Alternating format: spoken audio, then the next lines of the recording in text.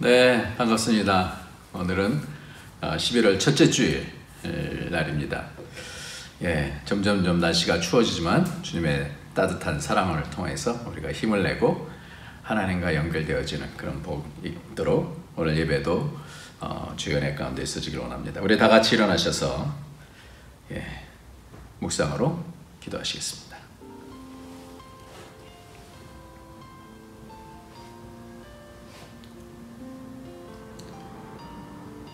이제부터는 너희를 종이라 하지 아니하리니 종은 주인이 하는 것을 알지 못함이라. 너희를 친구라 하였노니 내가 내 아버지께 들은 것을 다 너희에게 알게 하였음이라. 너희가 나를 택한 것이 아니요 내가 너희를 택하여 세웠나니 이는 너희로 가서 열매를 맺게 하고 또 너희 열매가 항상 있게 하여 내 이름으로 아버지께 무엇을 구하든지 다 받게 하려 함이라. 아멘. 존귀하신 우리 하나님께서 우리를 택해 주시고 이 땅에서 주의 백성으로 살 수 있도록 주께서 축복해 주셔서 감사합니다.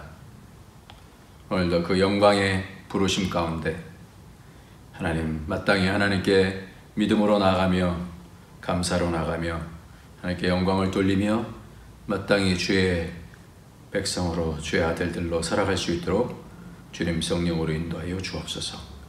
오늘도 하나님과 마음 맞추기를 원합니다. 성령님 깊으신 하나님의 뜻을 알아가며 기뻐하는 주의 백성들 되게 하여 주옵소서. 예수님의 이름으로 기도합니다. 아멘. 우리 다 같이 찬송가 90장입니다. 찬송가 90장 주 예수 내가 알기 전 날 먼저 사랑했네.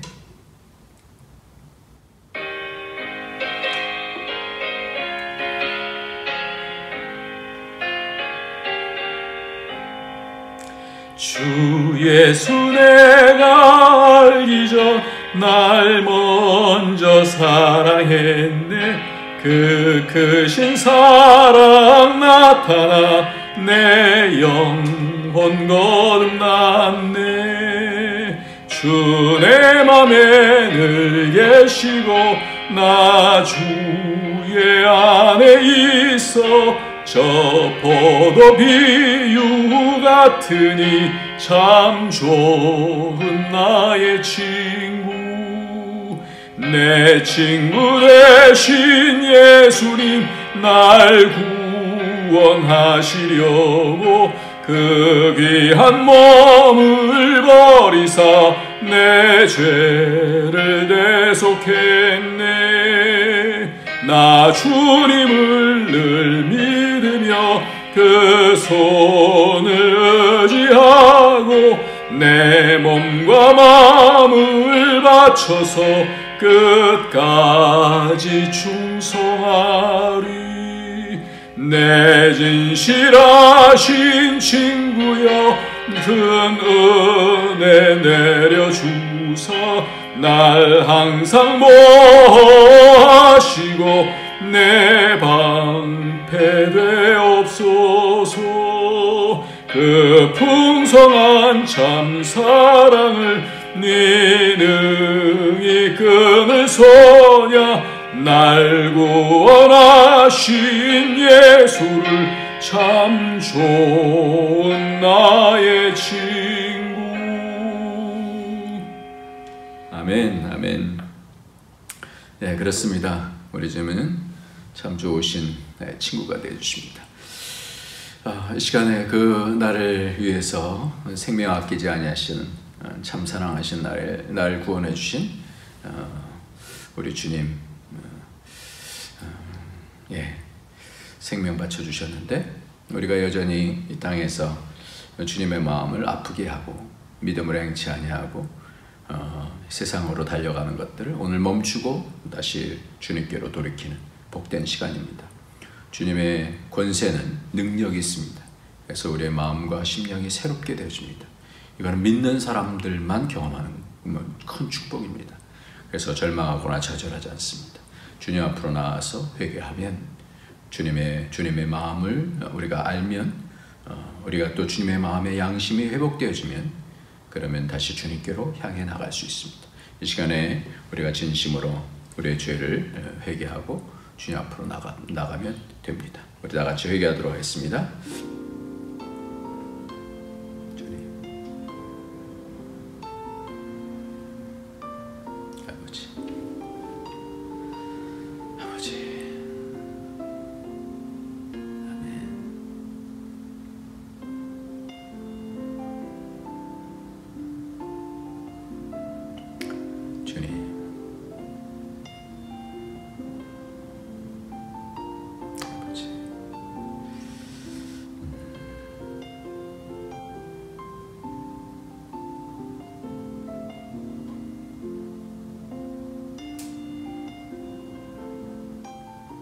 존귀하신 우리 하나님 아버지, 오늘도 주 앞으로 나갈 수 있는 복이 있게 해주셔서 감사합니다.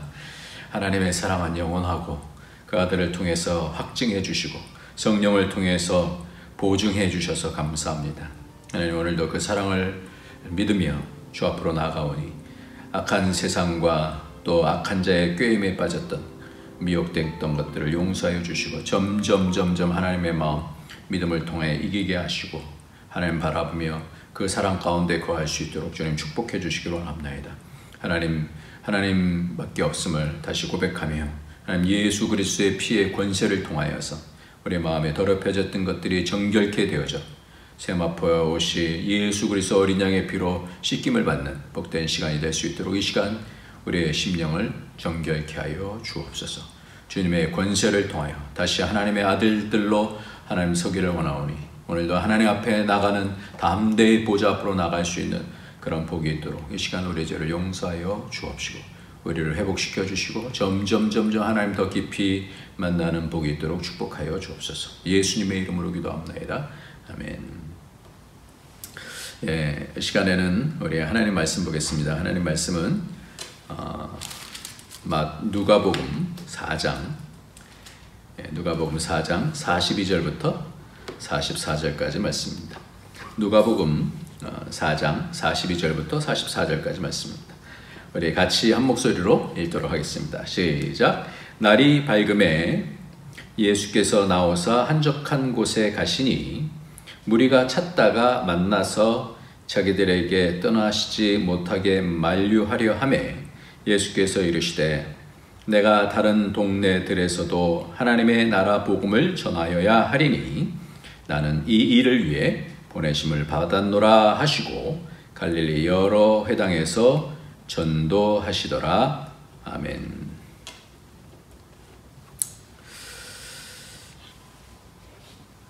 딸이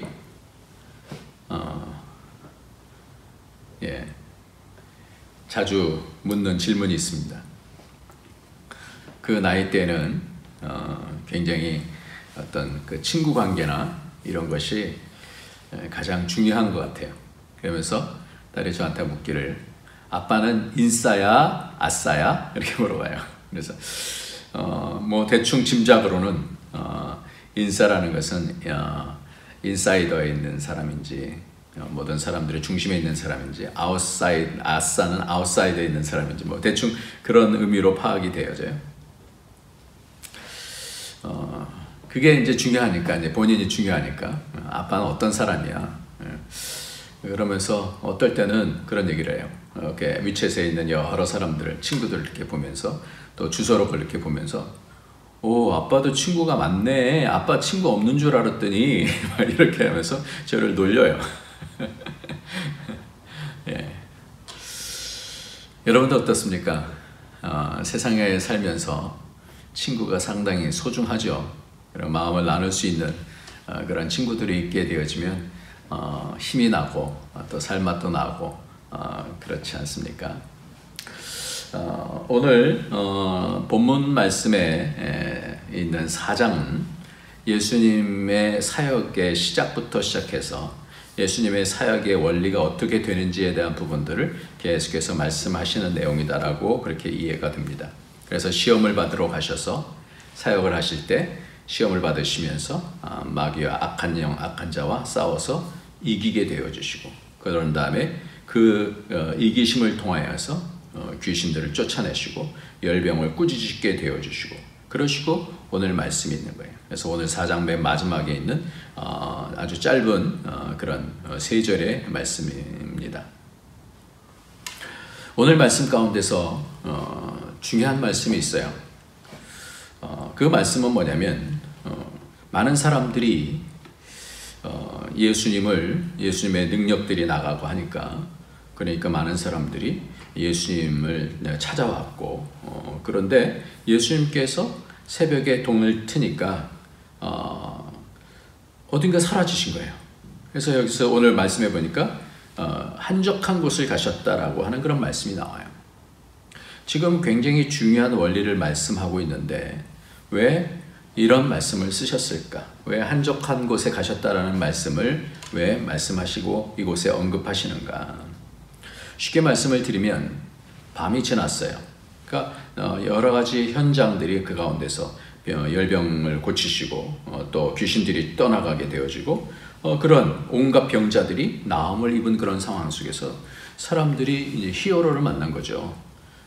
이 진짜 메시아구나, 히어로를 만나는 그런 상황 속에서 있는데, 그런 가운데서 예수님께서 밤이 지나고 나서 그 다음날 또 뭔가에 굉장히 큰 기대를 가지고 주님을 찾으면서 이게 해가 뜨면서 예수님께 왔는데 예수님이 안 계신 거예요. 예수님이 사라지셨어요. 그러면서 예수님께서 다시 돌아오셨어요. 그러시면서 무리를 만나면서 무리가 이렇게 얘기를 합니다. 우리가 주님 찾았잖아요. 어디 갔다 오세요? 주님, 우리를 떠나지 마시고 계속 여기 계셔주세요. 이런 내용이 있다는 거예요. 그러니까 주님께서 나는 다른 동네에도 복음을 전해야 된다. 하나님 나라의 복음을 전해야 되는데 내가 이 일을 위해서 보내심을 받았다. 그러면서 전도하셨다. 이렇게 말씀하는 아주 짧은 그런 내용입니다. 여기서 굉장히 중요한 내용을, 그 원리를 말씀해 주고 있습니다. 어린아이가 엄마가 안 보이면 불안해지잖아요. 아이가 엄마를 찾으면 어떤가요? 두 가지 마음이 있죠. 만약에 엄마가 떠났는데도 안 찾으면 얼마나 섭섭해요. 근데 찾으면 또 힘들죠. 그래서 어떤 엄마는 아이가 학교에서 집에 오게 되면 집을 꼭 지켜서 환영해야 된다라고 하는 그런 생각을 갖고 있는 그런 엄마들도 있습니다. 그러면 아이들이 굉장히 안정감을 갖게 되어지죠. 또 어떤 엄마들은 아이들 또 자립심을 키워준다고 그래서 그냥 알아서들 뭐 이렇게 또 하는 그런 부모님들도 있겠죠. 그러나 또 너무 또 챙기게 되어지다 보면, 그러나 이것이 서로 너무나 심한 애착이 생겨져서 그 세계를 벗어나지 못하고 또 마마보이가 된다든지 헬리콥터맘이 되는 그런 경우들도 이렇게 또 봅니다. 오늘 예수님께서 그런 이적을 베풀어 주실 때 사람들은 예수님께로 쫙 몰려들었어요. 그야말로 예수님이 인싸가 되어주신 겁니다. 완전히 인싸가 되어주셨어요. 그래서 모든 사람들의 마음에 홀딱 예수님께 반했어요. 그래서 예수님 왜 어딜 갔다 오셨어요? 이렇게 할 정도로 예수님을 모든 사람들이 바라보면서 이 사람이 우리를 구원하실 분이다. 이렇게 된 거예요. 그렇다면 예수님께서는 그런 상황 가운데서 그거를 즐기시지 않고 사람들이 자기를 좋아하면 얼마나 좋아요. 인싸가 된다는 건 굉장히 흐뭇한 일 아니에요. 많은 사람들이 자기를 바라보면서 자기를 영웅시해주고 그래 당신 최고입니다. 그래주면 얼마나 기뻐요. 네, 예수님께서 한적한 곳으로 가셨다라는 말씀을 오늘 이렇게 우리가 조명을 해보고자 합니다. 세상에 사는 방식은 그렇게 한 사람의 히어로가 되어져서 많은 사람들을 살려내고 또 영웅이 되어지고 칭찬을 받고 하는 그런 것이 이 땅에서는 가장 로망 아닙니까? 그런데 예수님께서는 한적한 곳을 가셨다. 이것이 우리와 무슨 상관이 있는가라는 거예요. 이것이 어떤 원리냐라는 거예요. 하나님의 백성으로서의 어떤 원리 있길래 이 말씀을 이렇게 중요한 부분 가운데서 적고 계시냐라는 거예요. 이 한적한 곳이라고 하는 단어는 헬라어로 에레모스라고 하는 그런 단어인데, 에레모스라는 단어는 고독하다, 또 버려졌다, 황량하다, 뭐 이런 뜻인데 보통 우리가 쓸 때 광야로 씁니다. 광야. 우리가 신학교에서 배울 때 에레모스 그러면 광야 그렇게 외웠어요. 광야예요, 광야. 왜 광야로 갔는가? 왜 외로운 곳으로 가는가? 사람들은 다 외로운 것을 싫어하잖아요. 근데 왜 예수님께서는 외로운 곳으로 가셨는가? 왜? 예수님께서는 그렇게 고독을 그렇게 좋아하시며 고독을 씹으려고 광야로 가셨는 거예요. 우리가 외로운 거 가장 싫잖아요. 적적한 거 굉장히 싫잖아요. 혼자 되는 거 굉장히 싫잖아요. 근데 왜 예수님께서는 이런 일에 대해서 성경은 많이 말씀하고 계세요. 그래서 누가복음 5장 13절부터 16절까지의 말씀을 보면 예수께서 손을 내밀어 그에게 대시며 이르시되 내가 원하노니 깨끗함을 받으라 하신대 나병이 곧 떠나니라. 예수께서 그를 경고하시되 아무에게도 이르지 말고 가서 제사장에게 네 몸을 보이고 또 내가 깨끗하게 됨으로 인하여 모세가 명한 대로 예물을 드려 그들에게 입증하라 하셨더니 예수의 소문이 더욱 퍼지매 수많은 무리가 말씀도 듣고 자기 몸도 고침을 받고자 하여 모여오되 예수는 물러가사 한적한 곳에서 기도하시니라. 여기 동일한 말씀이에요. 한적한 곳에 가서 뭐예요? 기도하셨다라는 거예요. 이것이 오늘 말씀 가운데서 가장 핵심입니다. 기독교인에게는, 그리스도인에게는 세상이 없는 뭔가가 있다라는 거예요. 그게 뭐예요? 한적한 곳이에요. 그것은 한적하기 때문에, 외롭기 때문에 그 외로운 것을 외로움에도 불구하고 그 장소를 찾아가는 이유가 있다라는 거예요. 그게 뭐예요? 그 광야는 말씀을 받는 곳이에요. 광야는 뭐라고요? 말씀을 받는 곳이에요. 그래서 사도 바울 같은 경우는 회심을 하고 나서 갈라디아서 1장 17절부터 19절까지 말씀을 보면 이렇게 나옵니다. 또 나보다 먼저 사도된 자들을 만나려고 예루살렘으로 가지 아니하고, 자기가 이제 사도가 됐으니까 이제 사도된 자를 만나러 예루살렘으로 가야 되잖아요. 근데 나보다 먼저 사도된 자를 만나려고 예루살렘으로 가지 아니하고 어디로 갔다고요? 아라비아 광야로 갔다가 다시 다메섹으로 갔노라. 그 후 3년 만에 내가 게바를 방문하려고 예루살렘에 올라가서 그와 함께 15일을 머무는 동안 주의 형제 야고보 외에 다른 사도들을 보지 못하였노라. 굉장히 중요한 내용을 얘기하고 있어요. 아라비아 광야로 가서 뭐 하는 거예요? 하나님을 깊이 만나요.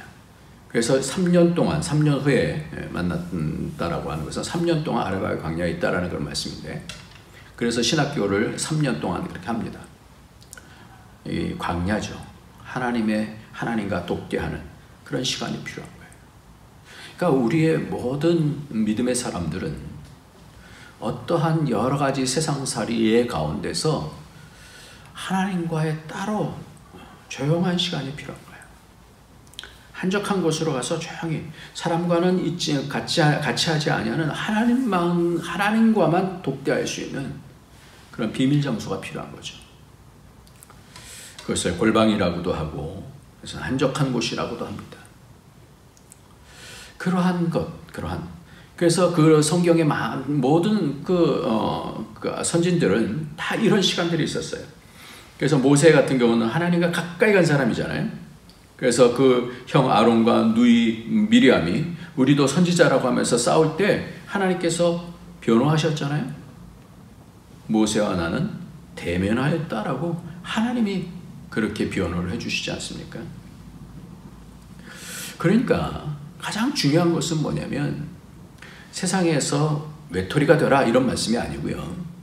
산으로 가라 뭐 이런 말씀도 아니고요. 우리가 세상에서 살죠.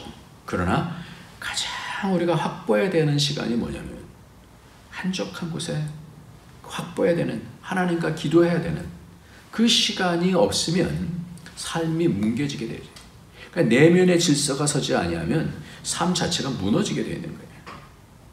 그래서 먼저 주님과의 그런 깊은 교통이 없으면 그럼 우리는 어떻게 되느냐? 우리는 세상 사람으로 점점 세상에서 좇는 곳으로 점점 빠져들어갈 수밖에 없습니다. 그러니까 세상에서 하나님 나라의 백성이 되기 위해서는 반드시 해야 되는 것이 뭐냐면 하나님과의 시간을 갖는 거예요. 그러니까 자기 시간들이 있어야 돼요. 자기 시간을 통해서 하나님과의 만남, 아무리 많은 좋은 일들을 한다 할지라도 하나님 만나는 것보다 더 소중한 일은 없는 거예요. 하나님 만나는 것보다 더 지혜로운 일은 없는 거예요. 여러분들 세상과 인싸가 되려고 너무너무 애쓰지 마십시오. 그렇게 되다 보면 힘들게 될 수도 있어요. 연예인들이 처음에는 사람들이 열광하잖아요. 근데 항상 열광만 합니까? 그러다가 사람들 속에 마음속에서 잊혀지게 되어지면 어떻게 돼요? 그것을 참을 수가 없는 거예요. 그러니까 사람의 위로를 통해서 만족함을 얻는 그러한 것들이 있다가도 없어질 수 있잖아요. 그러나 우리에게는, 믿음의 사람들에게는 그런 상황이 있다 할지라도 이겨나갈 수 있는 이유는 뭐냐? 정말 어떤 상황 속에서 외로워진다 할지라도 이겨나갈 수 있는 그 이유는 뭐냐? 무엇 때문에 그럴 수 있어요? 하나님과의 교제가 있기 때문에, 하나님께로부터 공급받는 것이기 때문에. 그래서 저는 북한에서 억류되어 있다가 나오신 임현수 목사님이라고 캐나다 참백교회 목사님이셨는데, 그분이 그렇게 너무 귀하신 것 같아요. 너무 귀하시잖아요. 정말 모든 사람들이 감시하고 그 고통 가운데서 몇 년 동안 있었어요. 어떻게 될지도 모르는 그런 상황이에요. 그런 가운데서 버틸 수 있는 유일한 것이 뭐냐? 하나님과 교제하는 거예요. 이것이 가장 큰 복인 줄 믿습니다. 여기서도 많은 사람들이 요구하잖아요. 마치 연예인처럼 어떤 사람이 꽂히게 되어지면 세상은 지금 점점 더 그렇게 돼가고 있어요. 왜? 마음이 허하니까. 누구를 통해서든지 그 사람을 따라가고 너 나를 또 따르라 그러면서 뭔가 메시아처럼 이렇게 드러나는 그런 사람들이 있어요. 그 사람 중심 가운데 딱 서게 되어지면 얼마나 그게 기쁩니까? 얼마나 모든 사람들이 나를 딱 지지해주면 얼마나 그게 힘이 납니까? 그런데 주님은 그런 인싸보다 더 중요한 것이 있다라는 것을 오늘 성경 가운데서 말씀해주고 계시는 거예요. 이게 원리예요, 원리. 그러니까 주님께서 사역을 시작하시면서의 그 원리가 정확하게 한적한 곳이다라고 하는 것을 통하여서 말씀하고 계시는 것입니다. 자신의 정체성이 어디 있느냐라는 거예요. 그것 때문에 이길 수도 있고 세상에 무너질 수도 있지 않습니까? 우리의 정체성은 다른 사람에게 있지 않습니다. 우리의 정체성은 성공에 있지도 않습니다. 우리의 정체성은 우리를 지으신 영원하신 생명으로 인도하시는 우리 주님께 있는 줄 믿습니다. 이것이 믿음이고, 이것이 주님을 향한 사랑이고, 이것이 하나님의 그 나라를 향한 소망인 줄 믿습니다. 그렇게 하나님과의 관계가 되어지면 세상에서 여러 가지 어떤 어려움이 있다 할지라도 이겨나갈 수 있어요. 그렇지 않으면 오르락내리락 사람에게, 또 성공에, 또 세상에서 바라보는 어떤 열광에, 또 세상에서 말하는 어떤 존경에, 남이 막 칭찬해 주는 것 가운데, 또 요즘은 SNS 가운데서 위챗에서 이렇게 모멘트에 이렇게 하면 그 밑에다 뭐 이렇게 달아주면 그게 막 기쁜 거예요. 거기에 목숨 걸게 되잖아요. 근데 믿음의 사람은 그것이 없어도 하나님께서 인정해 주시면 되는 그 훈련하는 거 아니에요. 우리는 영혼을 살 사람이잖아요. 이 땅에서 잠깐 만나다 끝날 그 사람들하고만 관계가 되는 것이 아니잖아요. 그래서 고린도후서 4장 7절부터 보면 우리가 이 보배를 질그릇에 가졌으니 이는 심히 큰 능력은 하나님께 있고 우리에게 있지 아니함을 알게 하려 함이라. 얼마나 복된 말인지 몰라요. 힘이 큰 능력이 누구에게 있어요? 하나님께 있어요. 그러니까 그게 복인 거예요. 우리의 복된 것이 내게 근거가 있지 않다는 거예요. 하나님께 있다는 거예요. 그래서 우리가 사방으로 우겨싸움을 당하여도 쌓이지 아니하고 답답한 일을 당하여도 낙심하지 아니하며 박해를 받아도 버림받아 되지 아니하며 거꾸로 뛰름을 당하여도 망하지 아니하고 우리가 항상 예수의 죽음을 몸에 짊어짐은 어떤 어려운 가운데 있는다 할지라도 그것을 십자가로, 예수의 죽음이라는 것이 십자가를 몸에 짊어짐은 예수의 생명이 또한 우리 몸에서 나타나게 하려니라. 그러니까 그것을 이겨나가다 보면 어떻게 해요? 그 가운데서 부활의 능력이 생기죠. 어떤 상황 속에서도 이겨나갈 수 있는 거예요. 생명력이 넘치는 거예요. 그래서 11절에 보니까 우리 살아있는 자가 항상 예수를 위하여 죽음에 넘겨지면 예수의 생명이 또한 우리 죽을 육체에 나타나게 하렵니다. 그러니까 세상에 감당치 못하는 사람이 그런 데는 그것을 되는 훈련이 되는 거예요. 어려움이 있는데도 불구하고 여유가 있으세요. 씩 웃고 고통 중에도 하나님께서 인도하신다는 걸 믿는 믿음 가운데서 담대하고 아무리 낙심되고 어려워도 우리는 한강 다리에 올라가지 않습니다. 한강이 여기서 멀어서 그런 거예요. 이것을 이기는 힘이 우리에게 있어야 되는데 그것이 바로 뭐예요? 광야, 한적한 곳이라는 거예요. 그러니까 이김의 원인이 하나님과 공유가 되지 않으면 이길 수가 없고 공유가 되면 이기는 거죠. 주님이 자신을 따르는 사람이 싫어서가 아닙니다. 왜 그래요? 그렇게 되다 보면 하나님의 원하시는 그 하나님의 뜻을 놓칠 수 있기 때문에 그러신 거죠. 누가 하나 하면 잠시 멈추어야 돼요. 오히려 이것으로 인해서 주님과의 한적한 시간을 놓칠 수 있기 때문에. 그래서 주님의 원리는 항상 하나님과만 따로 하는 시간이 꼭 있었어요. 내가 생명으로 채워주지 아니하면 계속 사역만 한다고 좋은 게 아니에요. 하나님의 생명으로 채워주지 아니하고 하나님께로부터 오는 말씀으로 채워주지 않으면 뻔아웃 되어지고 탈진하게 되어집니다. 사람 말만 듣게 되면 아무리 가깝고 아무리 지혜로운 사람이라 할지라도 그 옆에서 그 사람 말만 듣고 행하게 되면 마음속에 확신이 점점 없어지게 되죠. 엘리야가 사역을 얼마나 능력 있게 했어요. 850명하고 한 명이 싸웠다고 한번 생각해 보세요. 그 몇 명, 한 10명하고만 싸워도요. 그 다 무당들 아니에요. 바알과 아세라 섬기는 무당들하고 이렇게 싸우게 되면 얼마나 힘이 빠지겠어요. 그럼에도 불구하고 이 대선지자가 탈진이라는 거예요. 오직 나만 남았습니다. 그래서 로뎀 나무 아래서 죽기를 간구하잖아요. 이게 가장 사역자들에게 가장 힘든 거예요. 알면서도 힘든 거예요. 그리고 그를 하나님은 호렙산 신의 산 그것으로 오게 하셔서 40주 40야를 달려와서 기껏 듣는 게 뭐예요? 큰 지진 가운데서 큰 바람 속에서 불 속에서 아니에요. 세미한 음성 가운데서 하나님께로부터는 말씀 들으면서 해보게 되는 거죠. 이렇게 하나님 말씀이 능력이 있는 줄 믿습니다. 들으면 살아요. 어떤 어려움 속에서도 기도하다가 내가 함께한다. 내가 너 알아. 고통하는 거 알아. 대교회 목사, 대교회 성도가 아니어도 괜찮습니다. 얼마 지나지 않으면 그 환상에서 다 실체를 나중에 보게 될 겁니다. 예수님의 한적한 곳이 있는 것. 그것이 내게는 어디냐 이 말이에요. 지금 있냐 이 말이에요. 왜 내가 공고한가? 따져보세요. 내가 왜 여러 가지 어려움 가운데서 힘이 나나? 따져보세요.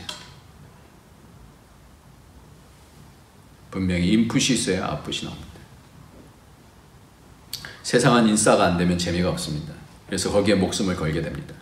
그러나 그리스도인들에게는 다른 기쁨이 있는 거예요. 다른 재미가 있는 거예요. 세상 재미 너무 빠지게 되어지면 하나님과 깊은 교제를 할 수 있는 그런 시간이 확보가 안 되죠.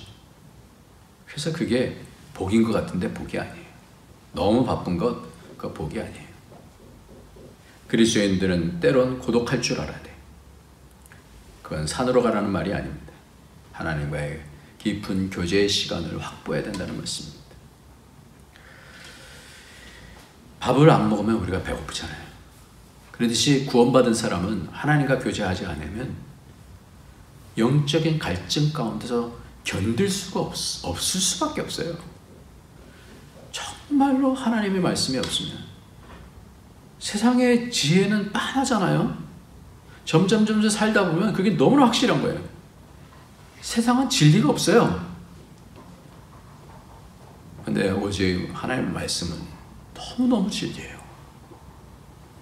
이 말이 뭐 맞는 말인지 모르겠는데 너무너무 진리라는 말씀 맞는 말인지 모르겠습니다만 그래요. 진짜 그래요.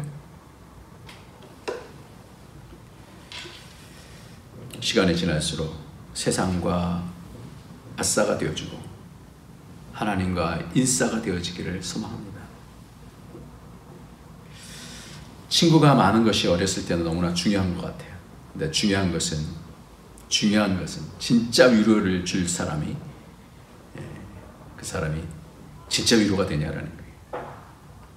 지난 주간에 우리 학교에 어떤 중고등부 모임이 있는데 그때 어떤 선생님이 프렌드십에 대한 친구에 대한 것을 나눠주셨어요.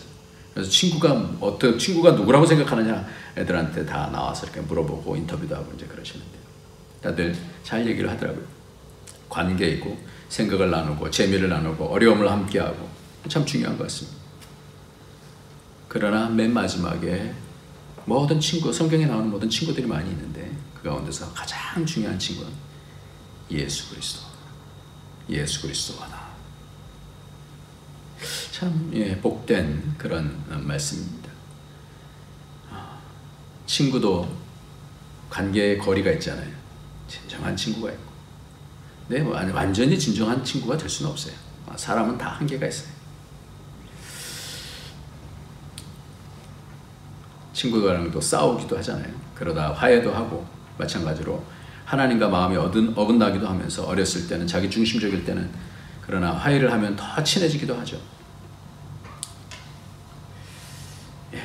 그러나 오해를 하고 친구 간에도 욕을 하고 또 점점 선을 넘어가면 끊어지고 원수가 되는 그런 경우들도 있죠.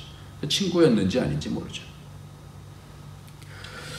오늘 말씀 가운데서 이것을 통하여서 뭔가 조금 더 깊은 진리를 같이 나누고 싶습니다. 그것이 뭐냐면 그리스도 예수 안에는 정죄가 없다라는 거예요.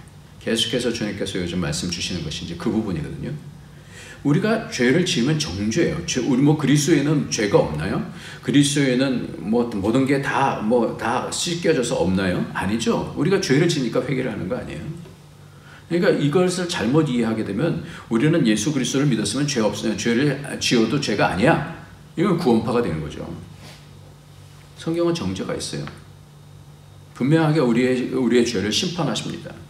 근데 죄를 지었는데 왜 정죄를 안 하신다라고 말씀하시는가? 이게 오해의 소지가 굉장히 큰 말씀이에요. 죄는 율법으로 죄를 정하는 것인데 당신 이러이러한 죄인이야. 율법으로 하면 우리가 다 죄인이죠. 얼마나 마음속으로부터 시작해갖고 실제로 우리가 많은 잘못을 합니까? 죄를 저지릅니까? 그냥 사랑이 많으시니까 그냥 죄를 덮어주시고 잊어버리신다라는 그런 말씀인가? 그럼 내가 죄를 져도 되네? 이런 건가? 근데 왜 또 회개하라고 그러나? 그러면 율법도 필요 없고 이제 예수님의 용서가 다 해결해 주셨으니까 그럼 된 것인가? 그렇게 되면은 무율법주의자가 돼요. 무율법주의자. 그렇게 가는 경우도 많아요.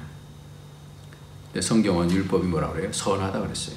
그 율법을 통해서 죄가 정죄가 된다 그렇게 말씀하고 있어요. 그럼 예수님이 오시면 율법이 없어지는 건가요? 아니잖아요. 그러면 오늘 어떻게 해서 우리에게 정죄함이 없는가?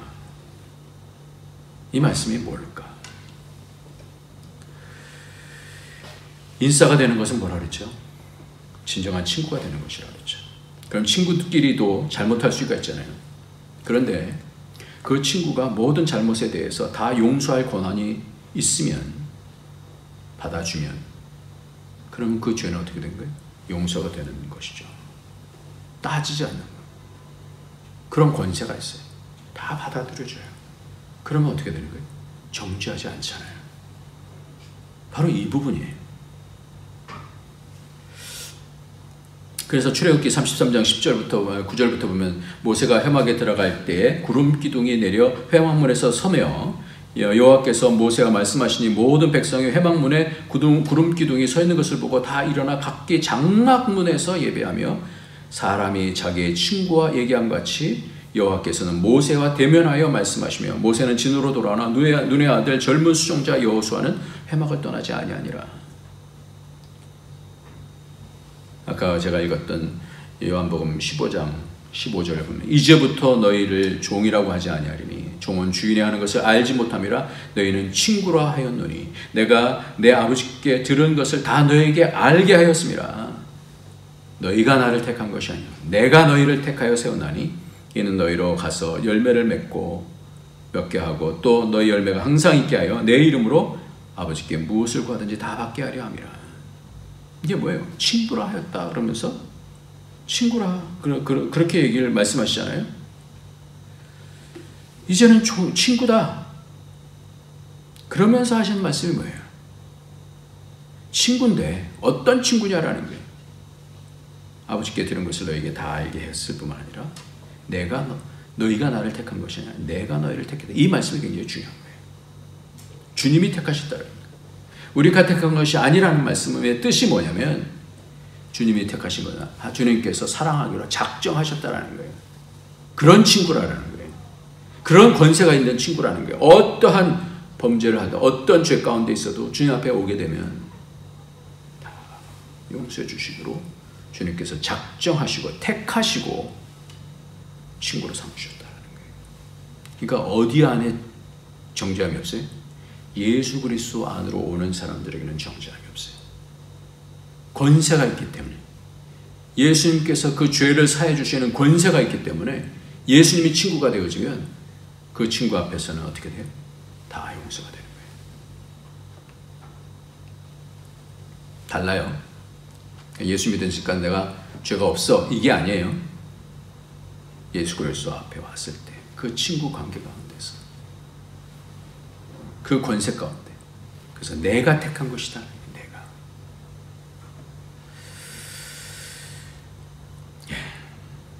제가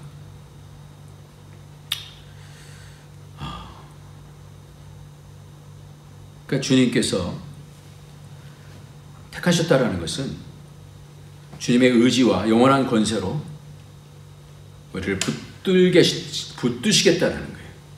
앞으로 죄를 짓는다 할지라도 그것을 붙들어서 어떻게 그래서 주님의 의지는 우리로 연약해도 결국 열매를 맺게 인도하시겠다라고 하는 하나님의 의지예요. 택하셨다는 건 하나님의 의지예요. 모든 것을 다 지원할 것이고 용서할 것이고 은혜를 베풀어서 목표가 있어요. 하나님의 백성, 하나님의 아들의 권세를 갖게 하시겠다라는 거예요. 할렐루야. 이게 핵심이에요. 친구가 되셨다는 것이 나랑 뭐 재밌어 이게 아니라 주님이 택하셨다라는 거예요. 친구. 주님이 하나님을 알게 알려주신 것을 다 알게 했으니까 이제 친구다. 그것이 뭐냐? 내가 택한 것이다. 그러니까 이 택함이다라고 하는 것은 하나님의 의지를 말씀하는 거예요. 그 사랑의 의지를 말씀하는 거예요.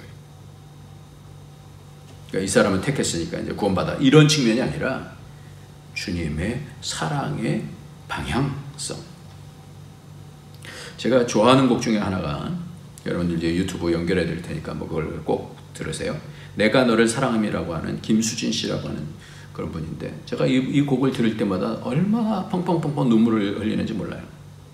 그 가사를 보면 나는 너를 사랑함이라 나는 너를 사랑함이라 내가 너를 사랑하는 것은 내가 다른 사람보다 나아서가 아니라 내가 너를 사랑하는데 내가 너를 사랑하는 이유는 내가 죄를 짓지 않아서가 아니라 내가 너를 모지저하고 사랑하는 까닭은 내가 너를 영원히 사랑함이라. 내가 너를 사랑하며 영화롭게 하는데 누가 너를 정죄하리요? 욕되게 하리요? 아무도 너를 만질 수 없음은 내가 너를 사랑함이라. 이게 가장 큰 거예요. 주님이 사랑하셔갖고 이 친구다라는 것은 뭐냐면 주님 안에 들어가는 거예요. 주님의 그 권세 가운데 들어가는 거예요. 누가 정죄하더라도 다 그것을 막아주시겠다는 거예요. 진정한 친구는 그런 친구 아니에요? 생명을 걸고 그걸 막아주는 거 아니에요? 그래서 사랑이 정죄를 이깁니다. 주님이 우리의 친구가 된다는 뜻은 모든 것들을 다 막아주시겠다.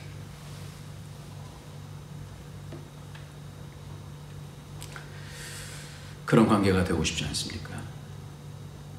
이미 그런 관계예요. 세상 친구, 인싸는 하루아침에도 미워하고 죽고도 못 살겠다고 하다가도 얼마 지나서 무너지지 않습니까? 근데 우리 주님은 그렇지 않아요. 진짜 인싸.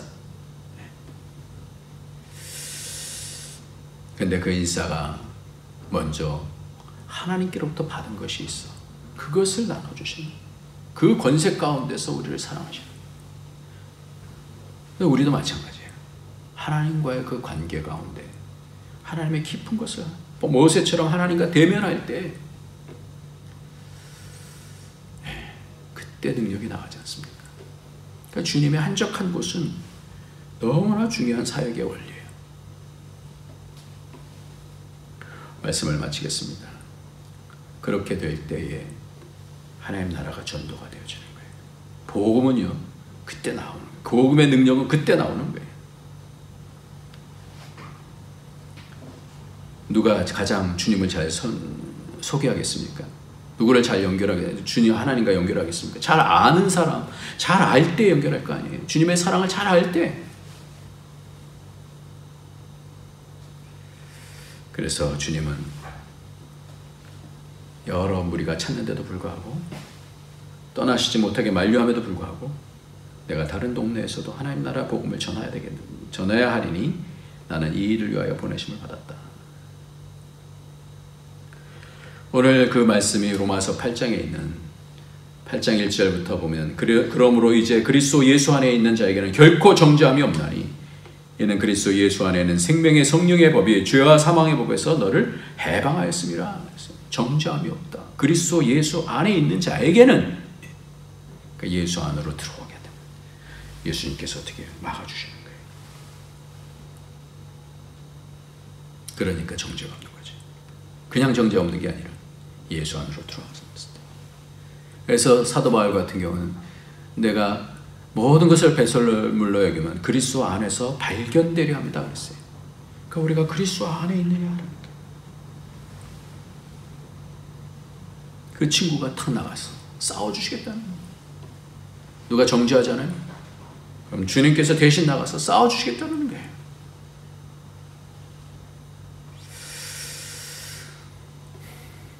그것을 자랑하는 겁니다. 그게 전도입니다. 그래서 그 다음에 이렇게 얘기해요. 로마서 8장 3절 4절에 보면 율법이 육신으로 말미암아 연약하여 할 수 없는 그것을 우리는 안 되잖아요. 하나님은 하시나니 곧 죄로 말미암아 자기 아들을 죄 있는 육신의 모양으로 보내어 육신의 죄를 정하사 육신을 따르지 않고 그 영을 따라 행하는 우리에게 율법의 요구가 이루어지게 하려 하심이라. 그러니까 육신을 따르면서 나는 뭐 됐어. 이 절대 정죄함이 없지 않아요. 정죄가 있는 거예요. 육신을 따르면서. 근데 연약하지만 육신을 따르지 않고 그 영을 따라서 행하려고 연약함에도 불구하고 주님을 따라가는 자에게는 주님께서 막아주시겠다는 거예요. 이미 그걸 위해서 주님께서 오셨다는 거예요.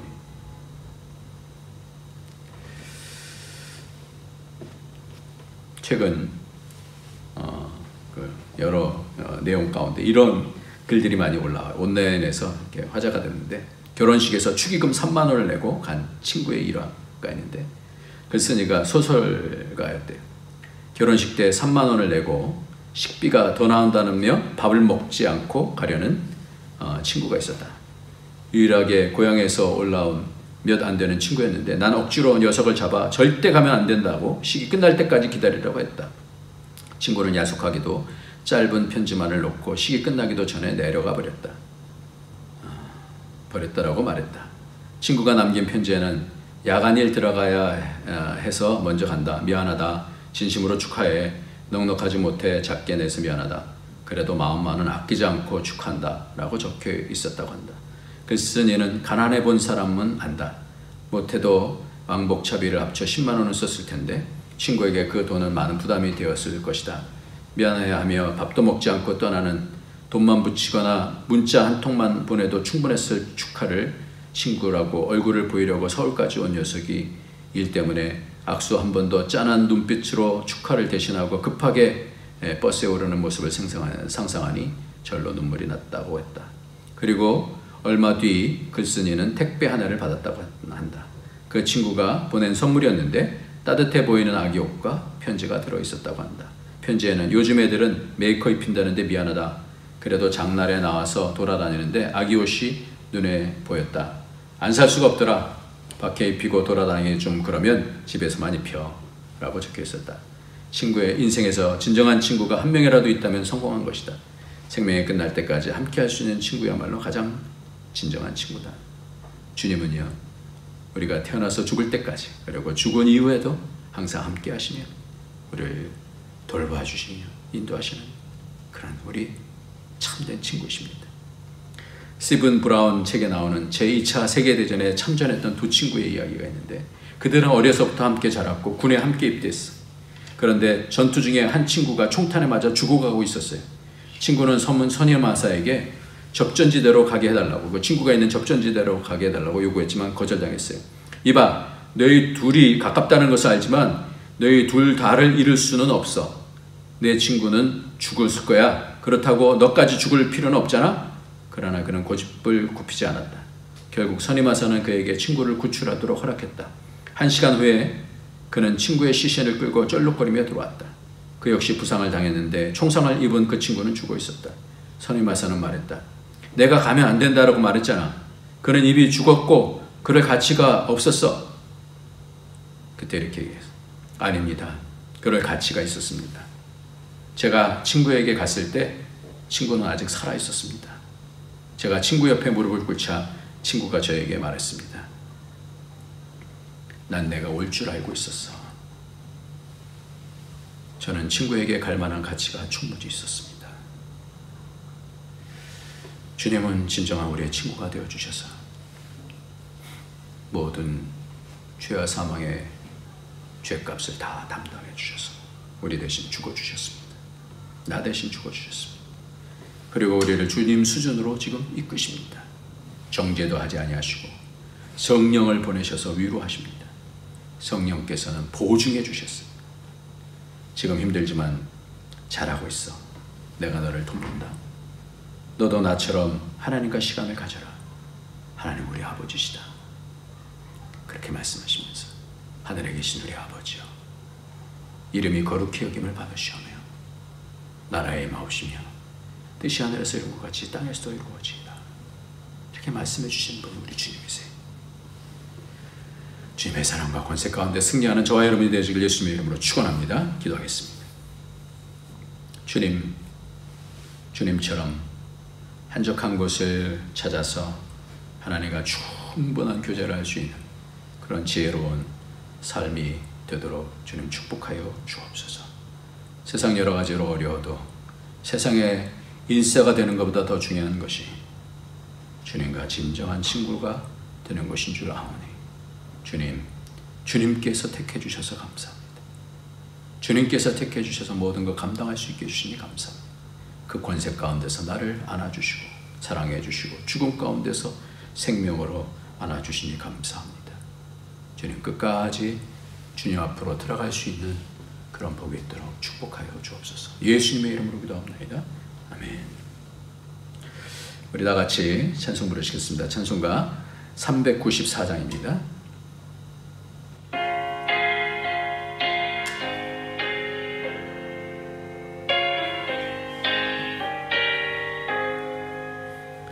이 세상의 친구는 나를 버려도 나를 사랑하느니 예수뿐일세.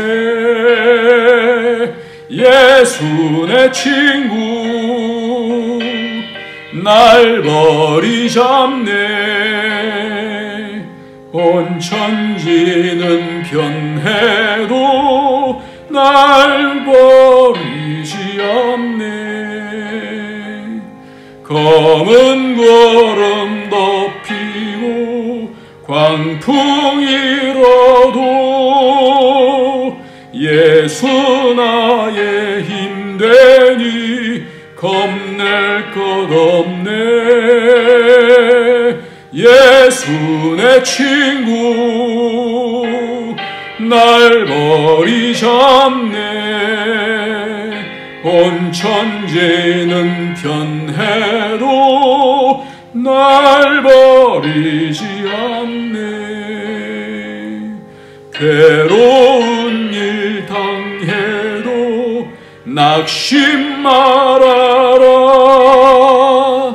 영원하신 주는요 나를 붙드네. 예수 내 친구 날 버리잡네. 온 천지는 변해도 날 버리지 않네. 감사합니다. 주님, 어떤 어려움이 있어도 주님 함께 해주시고 막아주시고 위로해주시고 새롭게 해주시니 감사합니다. 주님께 늘 감사하며 믿음으로 승리할 수 있도록 우리를 축복하시고 우리 모든 가정들을 믿음 가운데서 자라갈 수 있도록 주님 깊이 이해하며 하나님을 알고 이 땅에 하나님의 나라를 세워나갈 수 있는 역군들이 되어 영원한 복을 받을 수 있도록 축복하여 주옵소서. 예수님의 이름으로 기도합나이다. 아멘. 이제는 우리 주 예수 그리스도의 무한하신 은혜와 독생자 아낌없이 주시는 하나님의 그 크신 사랑과 성령의 교통교제 충만 인도하심이 오늘도 살아계셔서 역사하시는 친구 되신 예수님을 붙잡고 성령의 인도하심을 늘 누리며 그 가운데 그 보증으로 하나님 앞으로 예수 그리스도 안으로 들어가기를 원하는 주의 모든 권속들 머리 위에 그 가정 위에 그 모든 하는 일들 위에 우리의 북경안디옥 교회 위에 이제로부터 영원토록 함께 있을지어다. 아멘.